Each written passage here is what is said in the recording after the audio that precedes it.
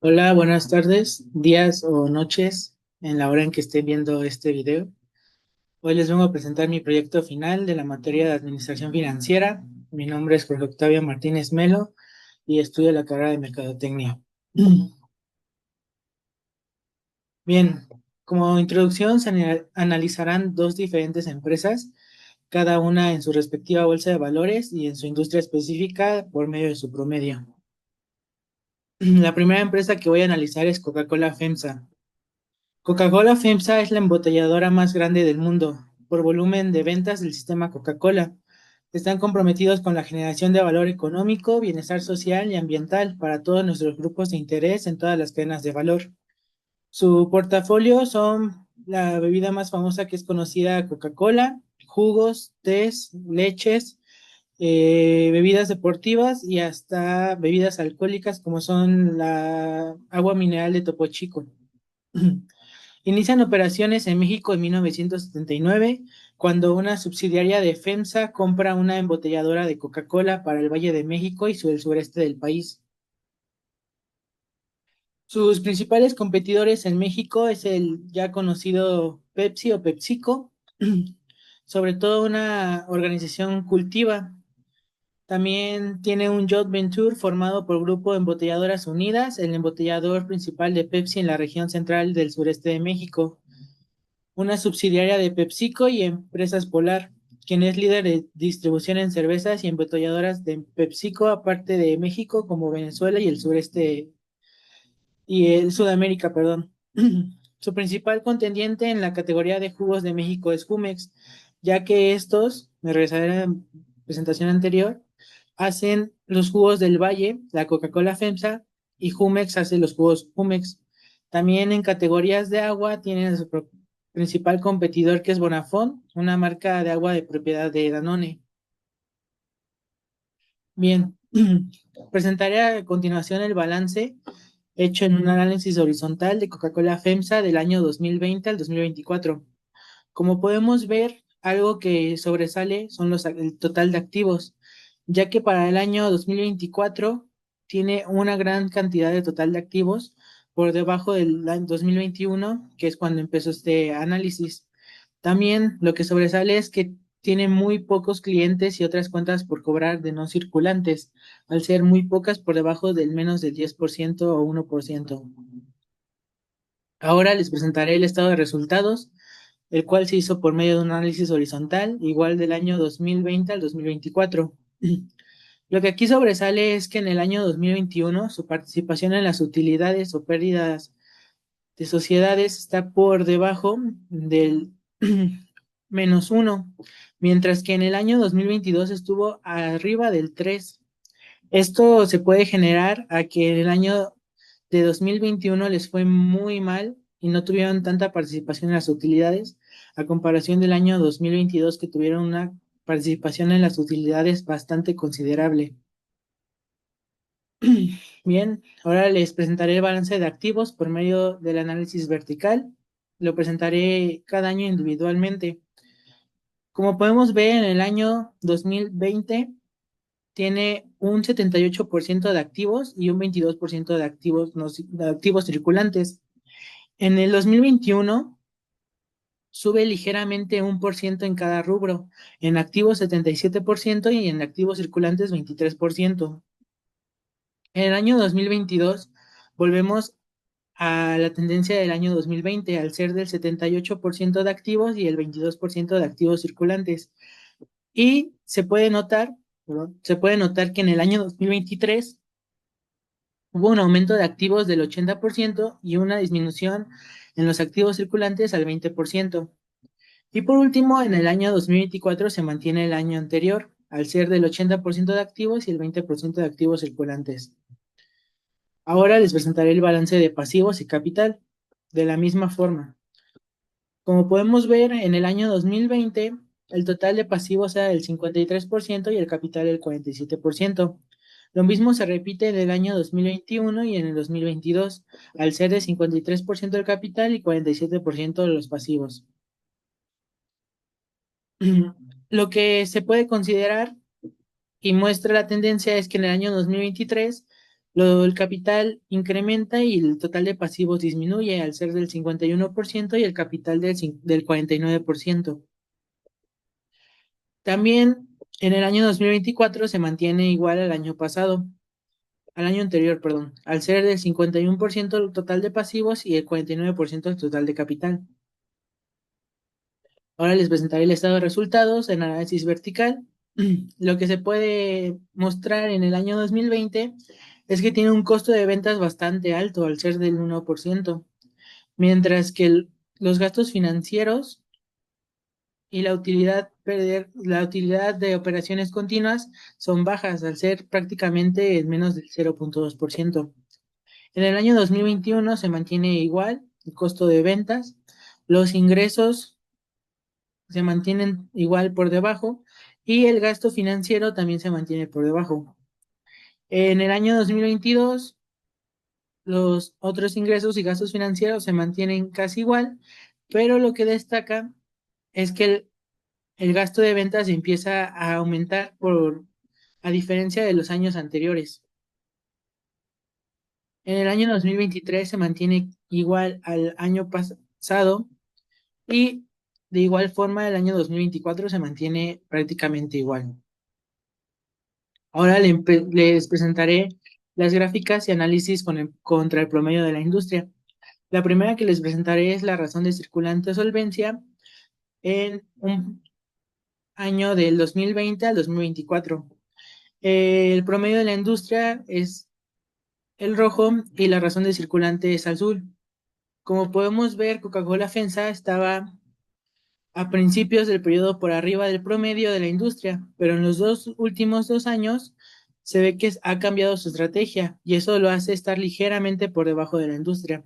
De ser así, la empresa podría empezar a tener problemas financieros. En su razón de prueba ácida, el promedio de la industria sigue siendo el rojo y la razón de prueba ácida el azul. Y aquí también podemos ver que Coca-Cola FEMSA cambió su estrategia de venta y actualmente tendría que vender sus inventarios para liquidar sus deudas, ya que está casi por el promedio de la industria, muy ligeramente encima. En su rotación de inventarios, Coca-Cola FEMSA tiene una buena estrategia en las ventas, ya que su rotación de inventarios es superior al promedio de la industria. Y podemos ver que es muy, muy superior, ya que el promedio de la industria es cercano al 5%, y podemos ver que incluso en el peor año de Coca-Cola FEMSA, que fue arriba del 8%, sigue siendo arriba del promedio de la industria. En su rotación de activos, tenemos que Coca-Cola FEMSA tiene una rotación de activos muy saludable, ya que está por arriba del promedio de la industria. El promedio de la industria es del 0,11% y podemos ver que Coca-Cola FEMSA empieza, por arriba del 0,60% y incluso sube hasta cerca del 0,90%. Su margen de utilidad bruta, nos podemos dar cuenta que en este caso Coca-Cola FEMSA tiene un margen de utilidad bruta muy por debajo del promedio de la industria, por lo que debería de revisar su estrategia de costos, ya que podemos ver que el promedio de la industria es del 55,72% y Coca-Cola FEMSA siempre se mantiene por debajo, nunca logra alcanzar o ser superior al promedio de la industria. En su margen de utilidad neta, también Coca-Cola FEMSA está por debajo del promedio. Aunque en el año 2021 empezó a subir, en el año 2022 se mantuvo y en el 2023 bajó ligeramente para volver a subir en el 24, sigue por debajo del promedio de la industria. En los rendimientos sobre los activos, se nota que la nueva estrategia de Coca-Cola FEMSA es correcta, ya que en el último año pasó ligeramente al promedio de la industria. De continuar con esta estrategia, se vería favorecido, ya que podemos ver que Coca-Cola FEMSA empezó por muy debajo del promedio de la industria en el año 2022 y cada año se mantuvo constante en una subida hasta que en el último año alcanzó a ser ligeramente superior al promedio de la industria. Pero en el rendimiento sobre el capital, el ROE, Coca-Cola FEMSA deberá tomar acciones administrativas y financieras para no encontrarse muy por debajo del promedio de la industria, ya que podemos ver que incluso ni en su mejor año, que fue el año pasado, están cerca de alcanzar el promedio de la industria. El promedio de la industria está por muy superior, perdón, a Coca-Cola FEMSA. En la razón de deuda capital podemos ver que Coca-Cola FEMSA deberá cambiar su estrategia para alcanzar el promedio de la industria, ya para no poder tener problemas financieros, ya que está por debajo del promedio de la industria e incluso en el año 2023 tuvo una caída que se mantuvo constante en el 2024, que hace que esté todavía más por debajo del promedio de la industria. En el requerimiento de capital de trabajo neto, la gráfica nos muestra que Coca-Cola FEMSA no ha necesitado más capital para continuar con sus operaciones, lo cual demuestra un buen manejo de sus recursos, ya que al estar por debajo del cero, eh, eso nos demuestra que no necesita más capital. Y lo bueno es que cada año va necesitando menos, porque cada año va cayendo más. En el ROI, que es la rotación sobre las inversiones, eh, la gráfica muestra que Coca-Cola FEMSA ha podido mantener su crecimiento en el retorno de la inversión, lo cual puede ser por una mejora en sus costos. Como podemos ver en la gráfica, cada año fue incrementando. En ningún año hubo una constante o una caída, lo que significa que es muy bueno para la empresa. Y en el análisis DuPont, la gráfica muestra que Coca-Cola FEMSA ha tenido una tendencia hacia la alza. Esto puede ser gracias a sus buenas utilidades y a una buena administración financiera. Como podemos ver, y de igual forma, Coca-Cola FEMSA ha tenido una gráfica con una pendiente positiva, aunque en el año 2023 incrementó ligeramente, pero en el año pasado incrementó de forma muy positiva. Como puntos fuertes de este análisis tenemos que Coca-Cola FEMSA presenta una buena rotación de inventarios. Esto se debe a una buena estrategia de ventas y de igual forma presenta una buena rotación de activos, generando una mejor gestión del capital y logrando procesos más óptimos para las empresas, mejorando prácticas de producción, de ventas y logística. Pero sus puntos débiles es que presenta un margen de utilidad neta por debajo del promedio de la industria, lo que podría deberse a costes más altos que generan una menor rentabilidad.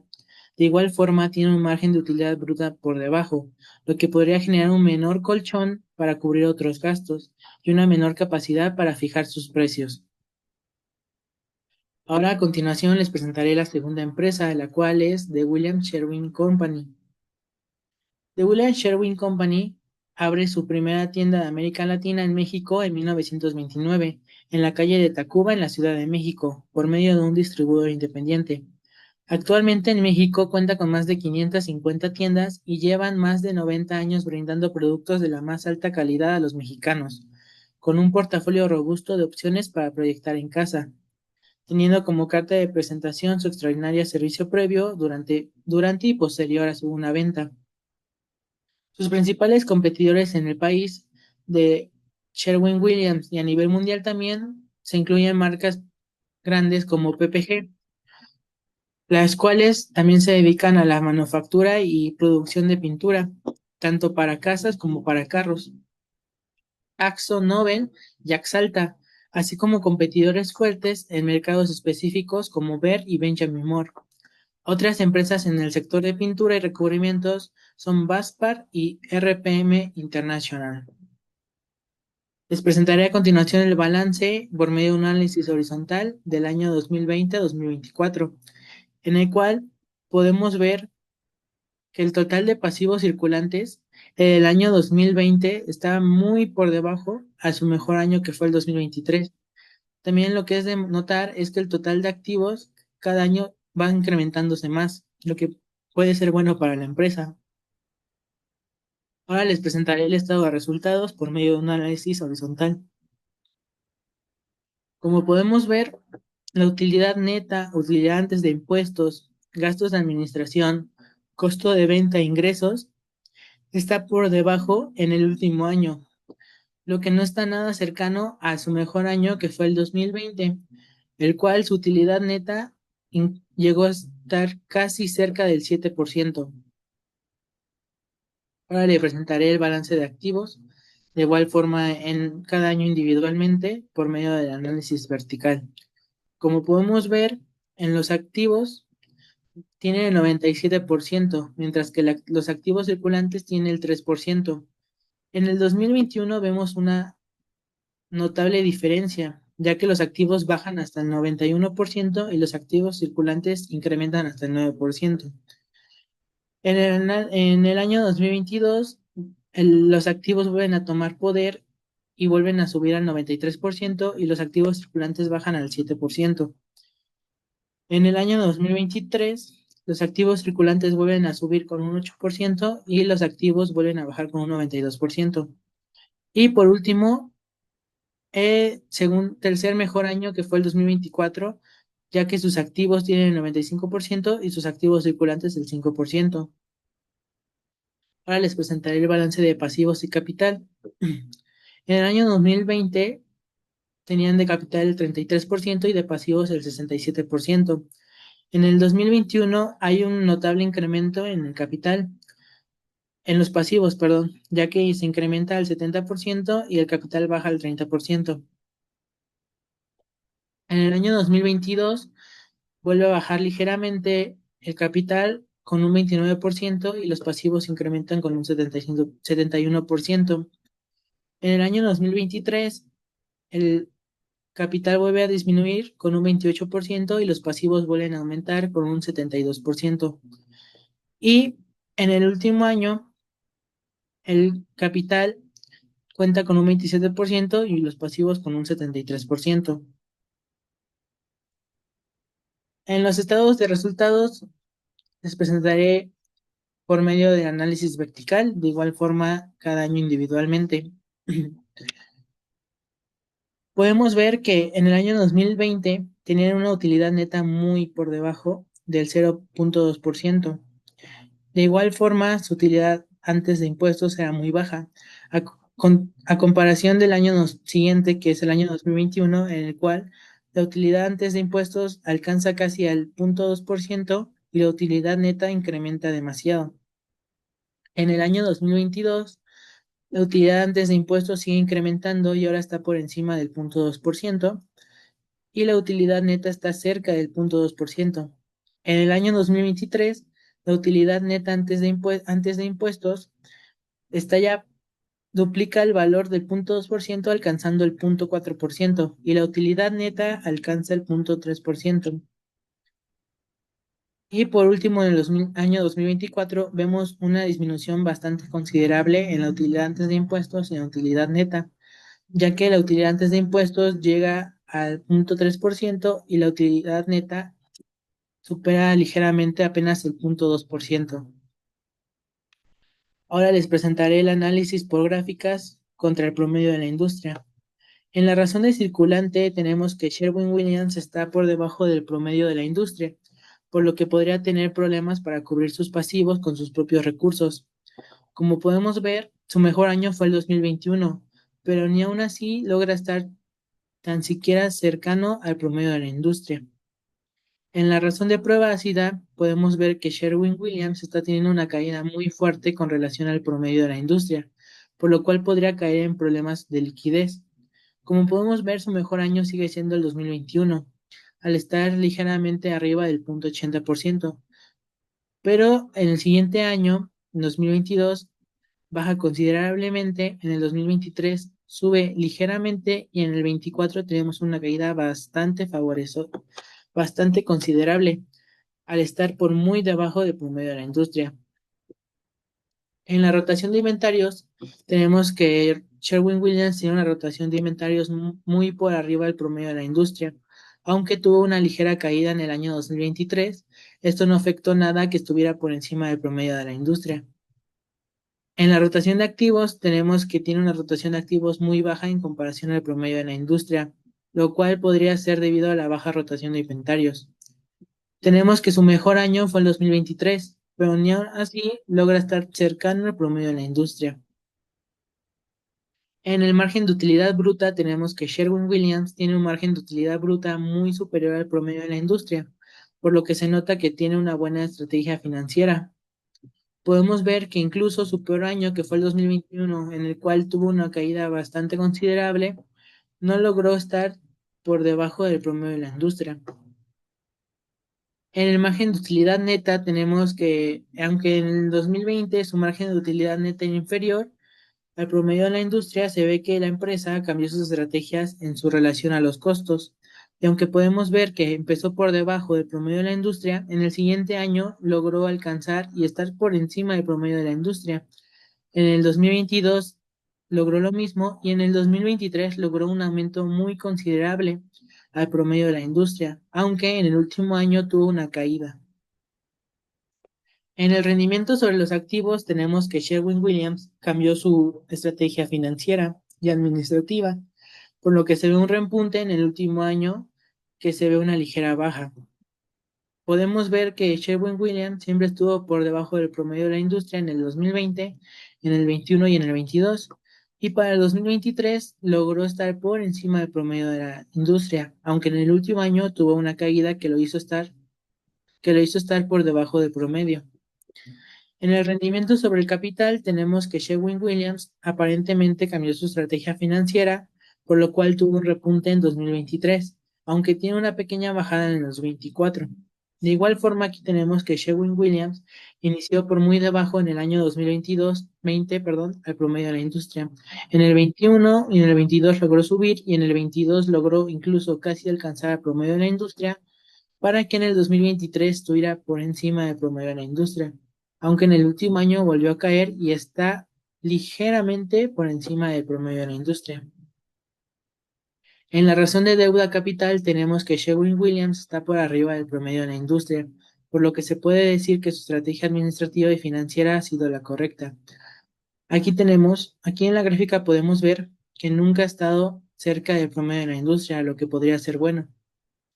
En el requerimiento de capital de trabajo neto tenemos que la gráfica muestra que Sherwin-Williams tiene un control administrativo bueno para su liquidez de pasivos.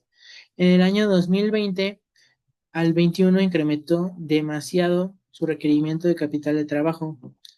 En el 2022 volvió a incrementar y en el 23 tuvo una caída bastante buena para que en el 2024 volviera a incrementar. En el retorno sobre la inversión tenemos que la gráfica muestra que Sherwin-Williams lleva una alza muy favorable en el retorno sobre la inversión, ya que cada año ha incrementado su porcentaje. En el 2021 incrementó y siguió incrementando en el 2023 para que en el último año incrementara de una forma bastante favorecedora. En el análisis DuPont, la gráfica nos muestra que aunque tenía una buena tendencia en los últimos años, se tuvo una bajada. Perdón, en análisis DuPont tenemos que la gráfica muestra que aunque se tenía una buena tendencia en el último año, se tuvo una bajada, por lo que se debe revisar sus estrategias financieras. Del año 2020 al 23 tuvo un incremento bastante favorecedor. En el 2021 fue su mejor incremento, aunque en el último año la tendencia va hacia la caída, lo que tendríamos que revisar los estados y sus estrategias financieras. Sus puntos fuertes es que tiene un buen margen de utilidad bruta, lo que podría ayudar a invertir en estrategias de marketing o una nueva maquinaria. De igual forma, su margen de utilidad neta es bueno, ya que tiene una mayor capacidad para financiar su propio crecimiento y tener una mayor rentabilidad real. Sus puntos débiles es que su caída del ROA representa un gran problema para la empresa, ya que podría deberse a un alto costo operativo, lo que podría generar riesgos en el futuro. También al tener una caída favorecedora sobre el ROE puede generar una menor rentabilidad para los accionistas, generando una menor capacidad de crecimiento interno. Como conclusión de este proyecto, me ayudó a comprender lo importante que es analizar una empresa para saber si cuenta con una buena salud financiera o no, y si está en regla sus acciones o si la empresa está teniendo problemas de financiamiento. Además, me ayudó a comprender cómo una empresa toma decisiones financieras en base a los resultados de sus últimos años, comparándolos siempre con el promedio de la industria. Y bueno, esa es mi biografía, mi bibliografía, donde saqué la información sobre las empresas y sus competidores, y eso sería todo. Muchas gracias y hasta luego.